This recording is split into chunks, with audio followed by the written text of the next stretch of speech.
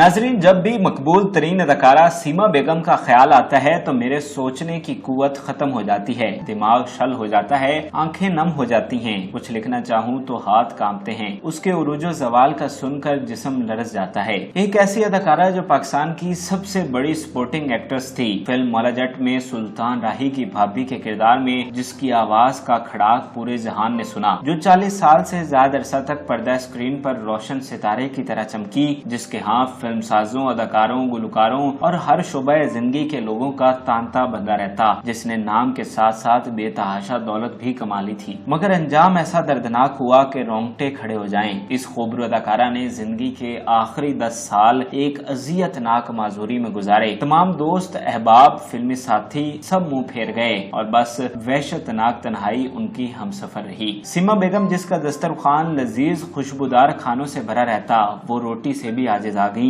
اور محلات میں رہنے والی پردہ اسکرین کی ملکہ عمر کے آخری سال لاہور میں کرائے کے ایک کمرہ نما مکان میں پل پل مرتی رہی اور کوئی اس کی مدد کو نہ آیا، اور یوں ہی بے بسی کے دن دیکھتے سسکیاں لیتے ہوئے وہ جہان فانی سے رخصت ہو گئی۔ سیما بیگم لاہور کے علاقے گڑی شاہو میں پیدا ہوئی۔ والدین نے ان کا نام شمیم کوثر رکھا۔ وہ 4 بہن بھائی تھے۔ سیما بیگم بتاتی تھیں کہ وہ کسی امیر گھرانے میں پیدا نہیں ہوئی تھیں، بلکہ وہ ایک متوسط گھرانے کی مکین تھیں، لیکن اس کے باوجود انہوں نے تعلیم ضرور حاصل کی۔ سیما بیگم نے گڑی شاہو سے FA تک تعلیم حاصل کی۔ اس کے بعد انہوں نے BA میں ایڈمیشن لیا، لیکن فلموں میں جانے کی وجہ سے پڑھائی چھوڑ دی۔ سیما بیگم ایک انتہائی خوبصورت لیڈی تھی۔ وہ ابتدائی طور پر فلموں میں بطور ہیروئن ہی کام کرتی رہی، لیکن 70 کی دہائی میں ان کا رجحان سپورٹنگ کرداروں کی طرف ہوا اور ان کرداروں کی وجہ سے وہ زیادہ مقبول ہوئی۔ سیما بیگم کو معروف فلم ساز شباب کرانوی فلموں میں لے کر آئے۔ ان کی پہلی فلم میں خانہ تھی۔ یہ ایک ملٹی کاسٹ فلم تھی جس میں حبیب، فردوس، حنیف،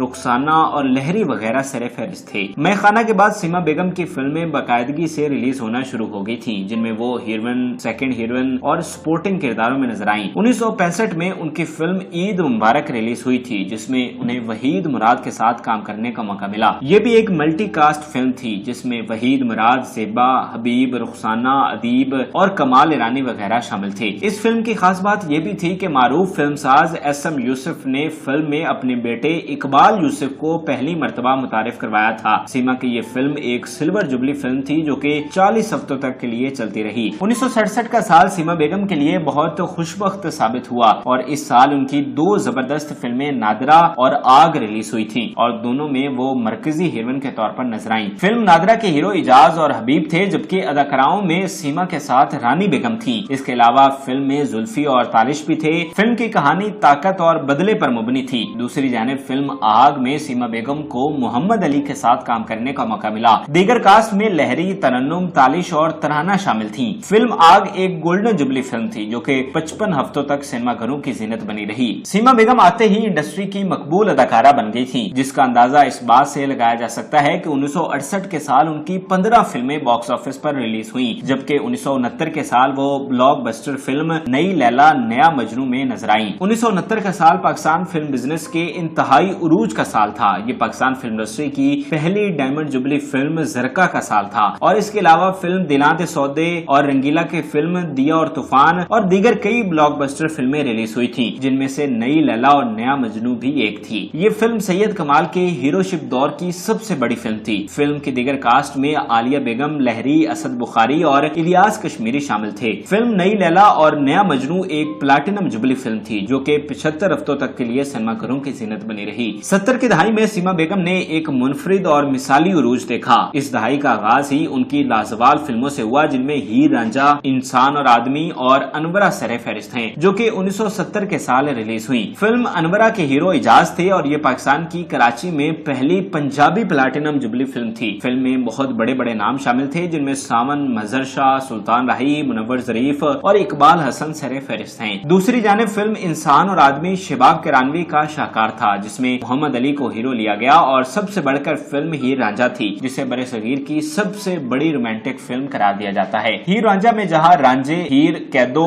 سعید کھیڑے اور سہتی کا کردار مقبول ہوا تھا، وہیں سیما کو بھی سپورٹنگ کردار میں بہت سراہا گیا۔ سیما نے اتنی فلمیں سائن کر رکھی تھیں کہ ان کے پاس مزید فلم سائن کرنے کا وقت ہی نہیں ہوا کرتا تھا۔ ہمارے ہاں ہیرو ہیروئن کی زیادہ واہ واہ کی جاتی ہے، مگر سپورٹنگ ایکٹر بھی اتنے ہی اہمیت کے حامل ہوتے ہیں۔ انہی اداکار اداکاروں کی وجہ سے فلم میں رنگ جمتا ہے اور ان کے بغیر فلم بنانا ناممکن ہے۔ سیما بیگم کو کسی چیز کی کوئی کمی نہ تھی، حسن انہیں ورثہ میں ملا تھا۔ اب وہ امیر اور نامور بھی ہو چکی تھی، ان کا رہن سہن، پہناوے سب بدل چکے تھے۔ وہ بتاتی تھی کہ انہیں ساڑی بہت پسند تھی اور شوٹ کے علاوہ وہ ساڑی ہی پہنا کرتی تھی، اور ہر پہناوے میں انہیں پنک کلر بہت پسند تھا اور اس لیے ان کے زیادہ تر پہناوے اسی رنگ میں ہوا کرتے تھے۔ یہ وہ دن تھے جب ان کے سبھی خواب تعبیر ہو رہے تھے، سبھی خواہشیں ایک ایک کر کے پوری ہو رہی تھیں، اور ہوتی بھی کیوں نہ، سیما بیگم نے اس کے لیے قیمت چکائی تھی۔ 70 کی دہائی میں سیما بیگم ایک کے بعد ایک سپر ہٹ فلم میں نظر آئیں، جن میں سے اردو اور پنجابی دونوں زبانوں کی فلمیں تھیں، لیکن ان کا زیادہ رجحان پنجابی فلموں کی طرف رہا۔ 1970 سے اگلے 3 سالوں میں ان کی سپر ہٹ فلمیں بالترتیب آسو باللہ، ظلم دا بدلہ اور ضدی تھی۔ فلم آسو باللہ ایک گولڈن جوبلی فلم تھی اور اس کا ٹائٹل رول اسد بخاری نے کیا تھا، جو کہ ولن کے کردار نبھاتے ہوئے اس مقام تک پہنچے تھے۔ اس فلم میں سلطان راہی بھی کاسٹ کا حصہ تھے۔ دوسری جانب فلم